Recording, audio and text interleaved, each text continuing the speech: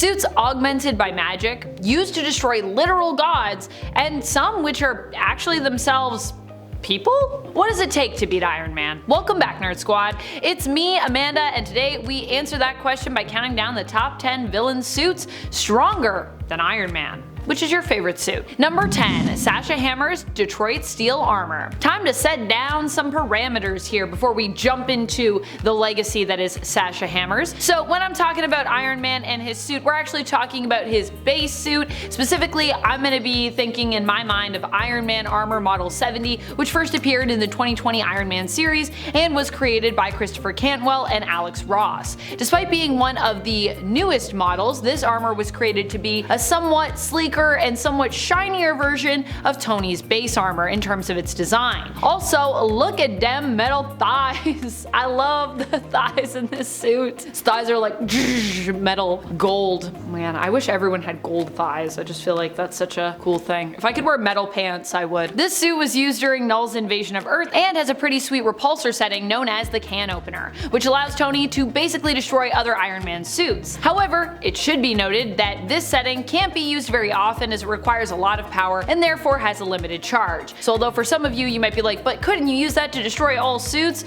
Well, not exactly, and also like not even all the time, so yeah. But it is a cool feature. Sasha Hammer is the granddaughter of industrialist and businessman Justin Hammer, being the daughter of Justine Hammer and the Mandarin. Talk about a legacy villain. Her and her mom Justine became natural enemies of Tony Stark's Iron Man. At one point they created their own tech security company, Detroit Steel. It was during this time that they attempted to discredit Iron Man and eventually attack him outright. While Iron Man would ultimately defeat Sasha and Detroit Steel in this instance, he would need quite a bit of backup to do so. And this wouldn't be the last that we'd hear of her, with her later becoming the pilot of the Detroit Steel armor and returning on the scene. Honestly, I kind of love Sasha and I wish they had done more with her in the comics. Like, come on, bring her back, Marvel. Who's writing Iron Man right now? Jerry Dugan? Jerry Dugan, come on! Bring back Sasha Hammer, she's so cool. And friends, before we move on to our next spot on this list, if you love what we do here at Top 10 Nerd and you love when we talk about awesome suits that people wear, you can check out our suits playlist. That's a new playlist that we just made for this, so check it out. Number 9. Doctor Doom's Mystical Armor. While Doctor Doom's mystical armor hasn't been super established in terms of its properties,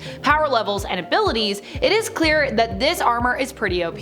I mean, already it comes with Doom wearing it, and fighting Doom is pretty wild. But even aside from that, Doom also is believed to get a pretty mighty power boost to his magic abilities while wearing it, giving him enough mystical power to defeat even the Sorcerer Supreme, Doctor Strange. Also, I feel like in one of those instances where you have tech versus magic, like, I'm always gonna put my money on magic, you know what I mean? Number 8. Ghost's Suit. Ghost in the MCU is pretty insane when it comes to her suit. While no longer really a villain by the end of the Ant-Man and the Wasp film from 2018, she did start out as one. Her suit allows her to become intangible, making her a lot harder to fight. Basically, it helps her to like control her abilities and stabilize them. Intangibility to me and phasing have always been considered as some of the strongest powers out there. And last time I checked, this was not an ability that Tony's suit had. So I have to consider Ghost stronger for that reason. I would be curious to see what a matchup between MCU's Ghost and even MCU's Iron Man would look like. Although for this list, we're obviously comparing the comic book version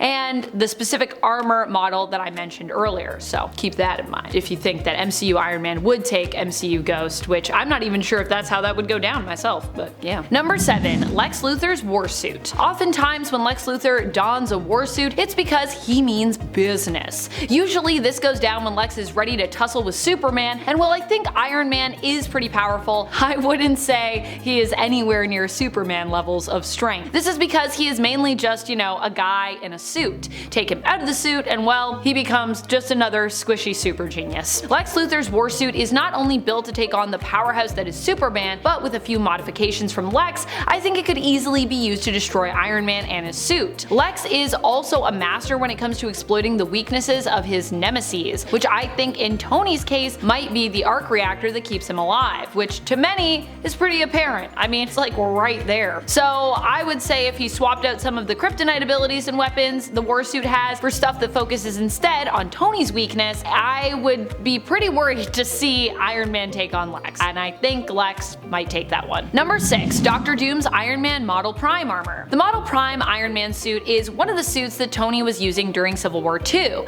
However, Tony swapped out this suit for a different one that was designed specifically to be used in his fight against Carol Danvers' Captain Marvel. After Stark was knocked into a coma as a result of Civil War II, Victor Von Doom for a while played the role of hero, being one of those to step into Stark's shoes, metal shoes, for a time as the infamous Iron Man. The suit he donned was the Model Prime armor, but of course with a few adjustments made to this armor. For one, he added a bunch more repulsor beams, going from like just one to having multiple that could all fire at once, which is pretty scary stuff. Victor also enhanced the armor using dark arts spells as well to improve upon it. So technically this is, yes, an Iron Man suit that was technically initially made by Stark, but it isn't the model that we're using as the base, and in this instance, for this period, it was actually in Doom's possession, so although Tony made it, it was Doom's suit. Also, yes, Doom was acting as a hero at the time, but I mean, the name says it all, infamous Iron Man, and I would still say we more consider him a villain than a hero just in general, at this point in time anyways. Although I've definitely been noticing a slow shift over the years from villain to reformed hero with Doom, but I don't think we're quite there yet. Number 5. Kang's armor. Something we don't often think about is the fact that basically Kang is his suit. I mean, Kang is also a super genius from the future, but when it comes to his powers, that's pretty much all his suit and his tech. And as Adam said on his superhero version of this list, there is something major that Tony Stark's armor can't do that some other character suits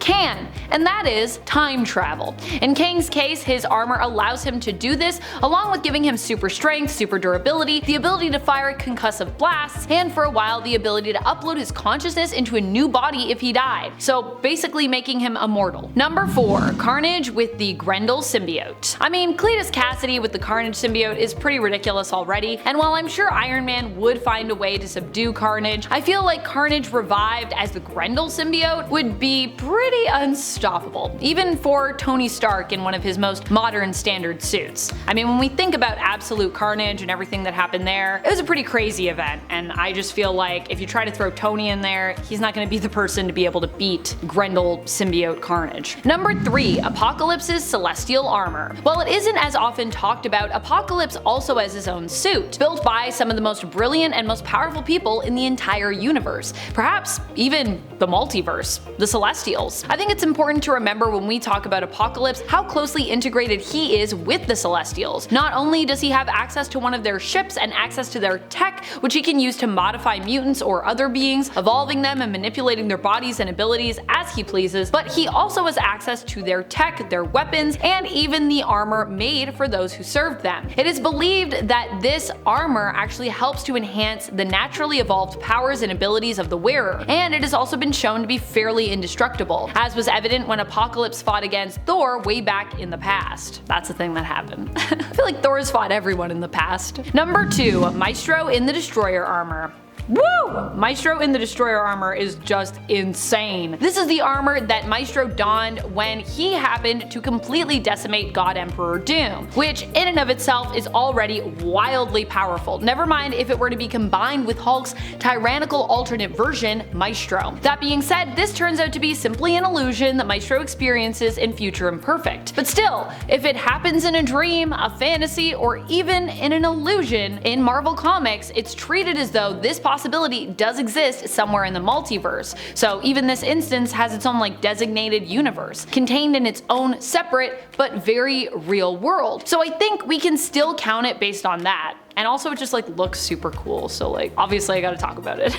Number 1. Bruce Banner's Spaceship Hulk. Bruce Banner has one of my favorite suits on this list because his suit is literally the Hulk. While many consider Bruce Banner like the Hulk to be a hero, I would say he's definitely been acting a little less heroic as of late, and that kind of a little bit more selfish, but I'm also kind of here for it. I mean, he did turn the Hulk into his spaceship, which is honestly pretty dastardly. Near the beginning of the current Hulk series by Donny Cates and Ryan Ottley, Tony at one point attempts to apprehend Bruce, who is fully in control of the cybernetically modified Hulk, and guess what? It doesn't go well, which just goes to show you how insanely powerful this suit version being controlled by Banner is. Hulk is beset by multiple Hulk busters, and And with Hulk's rage only turned up to the level of 1 out of 10 on Banner's rage engine room throttle, I think it's safe to say that Banner in his Hulk suit could easily decimate Tony entirely if he wanted to. In fact, that's kind of what's implied in that issue. Like, he's like, look, I'm just gonna leave, but like literally he probably just could have killed Tony there if he wanted to. That's about it. Until next time, you stay nerdy, YouTube.